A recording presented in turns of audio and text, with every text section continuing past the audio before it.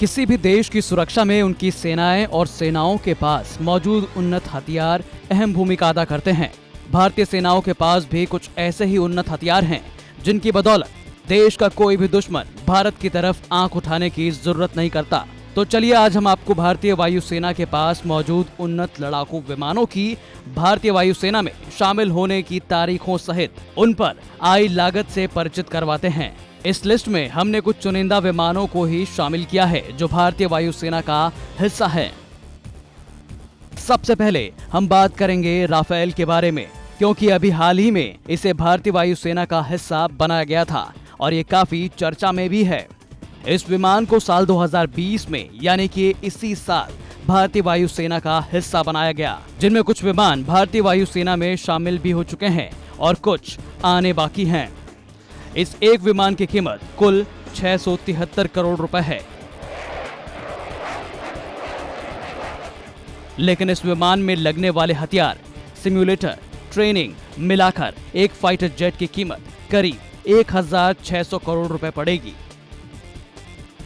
वहीं बात Sukhoi 30 MKI विमान की करें तो इसी साल 2002 में भारतीय वायुसेना में शामिल किया गया था। यह भारतीय वायुसेना का अग्रिम पंक्ति का लड़ाकू विमान है, जिसकी एक यूनिट की लागत 23.51 मिलियन डॉलर है। साल 2004 से ही इसका निर्माण भारत में हिंदुस्तान एरोनॉटिकल लिमिटेड द्वारा किया जा रहा है।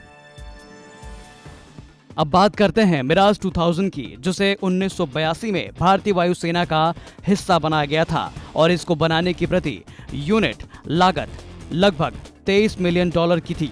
ये वही विमान है जिससे वायुसेना ने बालाकोट में जैश के आतंकी ठिकानों को नष्ट किया था। अगले नंबर पर हमने शामिल किया है MiG-21 को, जिसे 1959 में भारतीय वायुसेना का हिस्सा बनाया गया था। ये एक सुपरसोनिक लड़ाकू जेट विमान है। मौजूदा समय में इस विमान की कीमत 177 करोड़ रुपए है।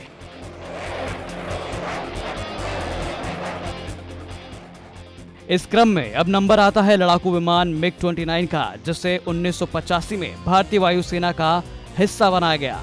मौजूदा समय में भारत के पास इस विमान की 3 स्क्वाड्रन है। इस विमान की अनुमानित कीमत लगभग 300 करोड़ रुपए है। वहीं आखिरी नंबर शामिल किया गया है तेजस विमान को, जिसे भारतीय वायुसेना ने HAL से साल 2016 में खरीदा है। वायुसेना ने 50,025 करोड़ रुपए में 83 तेजस मार्क 1A की खरीदी को मंजूरी दी थी।